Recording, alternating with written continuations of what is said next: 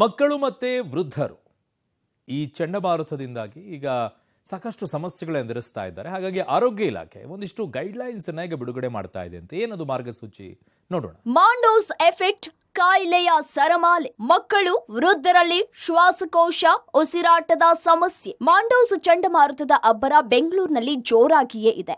ಜನ ಅನಾರೋಗ್ಯದಿಂದ ಥಂಡ ಹೊಡೆದಿದ್ದು ಆಸ್ಪತ್ರೆಗಳು ಫುಲ್ ರಶ್ ಆಗಿದೆ. ಶೀತ, ಜ್ವರ, ವೈರಲ್ ಫೀವರ್ ಕಾಟಕ್ಕೆ ಜನ ಹೈರಾಣರಾಗಿದ್ದಾರೆ. ಮಕ್ಕಳು ಹಾಗೂ ವೃದ್ಧರಲ್ಲಿ ಜ್ವರ, ನೆಗಡಿ, ಕೆಮ್ಮು ಸೇರಿದಂತೆ ಶ್ವಾಸಕೋಶ ಸಮಸ್ಯೆ, ಉಸಿರಾಟ ಸಮಸ್ಯೆ ಉಲ್ಬಣಗೊಂಡಿದೆ. ಮಕ್ಕಳಲ್ಲಿ ಏನ್ ಸಮಸ್ಯೆ?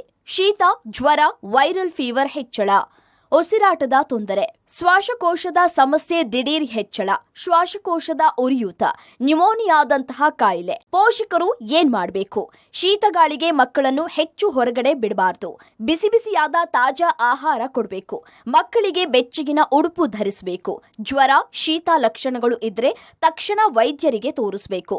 ನವಜಾತ ಶಿಶುಗಳ ಬಗ್ಗೆ ಇನ್ನೂ ಎಚ್ಚರಿಕೆಯಿಂದ ಇರಬೇಕು. ಇನ್ನು ಸಾಂಕ್ರಾಮಿಕ ರೋಗ ಹೆಚ್ಚಾಗ್ತಾ ಇರುವ ಹಿನ್ನೆಲೆಯಲ್ಲಿ ಆರೋಗ್ಯ ಇಲಾಖೆ ಎಚ್ಚೆತ್ತಿದೆ. ಇಂದು ಆರೋಗ್ಯ ಸಚಿವ ಸುಧಾಕರ್ ತುರ್ತು ಸಭೆ ನಡೆಸಿ ಮುನ್ನೆಚ್ಚರಿಕೆ ಕ್ರಮ ಕೈಗೊಳ್ಳಲು ಸೂಚಿಸಿದ್ದಾರೆ. ಇಂದು ಅಥವಾ ನಾಳೆಯೊಳಗೆ ಮಾರ್ಗಸೂಚಿ ಬಿಡುಗಡೆ ಆಗುವ ಸಾಧ್ಯತೆಗಳಿದೆ. ಚಳಿಗಾಲದಲ್ಲಿ ಸಾಮಾನ್ಯವಾಗಿ ಫ್ಲೂ ಲೈಕ್ ಸಿಂಪ್ಟಮ್ಸ್, ಅದರಲ್ಲಿ ಕೂಡ ಶ್ವಾಸಕೋಶಗಳಿಗೆ ಸಂಬಂಧಿಸಿರುವಂಥದ್ದು ಶೀತ, ಜ್ವರ.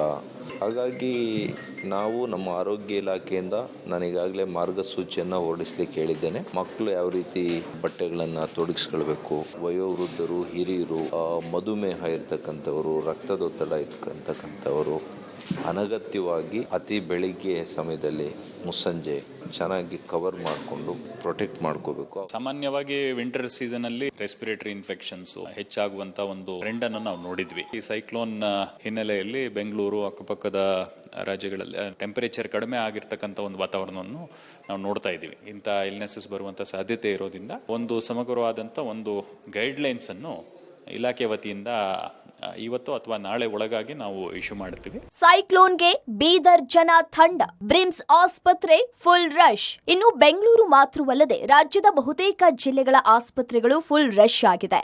ಬೀದರ್ ಜಿಲ್ಲೆಯ ಬ್ರಿಮ್ಸ್ನಲ್ಲಿ ರೋಗಿಗಳ ಸಂಖ್ಯೆ ಹೆಚ್ಚಾಗಿದ್ದು ಒಪಿಡಿ ಮುಂದೆ ಸರತಿ ಸಾಲಲ್ಲಿ ಜನ ಕ್ಯೂ ನಿಲ್ಲುವಂತಾಗಿದೆ. ಒಟ್ನಲ್ಲಿ ಸಾಧ್ಯವಾದಷ್ಟು ಕೊರೆಯುವ ಚಳಿಗೆ ಮೈಯೊಡ್ಡೋದನ್ನ ಕಡಿಮೆ ಮಾಡಿ. ಬೆಚ್ಚಗಿನ ಉಡುಪು ಧರಿಸಿ ಬೆಚ್ಚಗಿರಿ. ಕೂಲ್ ವಾತಾವರಣ ಎಂಜಾಯ್ ಮಾಡಿ. ಆದ್ರೆ ಆರೋಗ್ಯ ಜೋಪಾನ. Bureau report, public TV.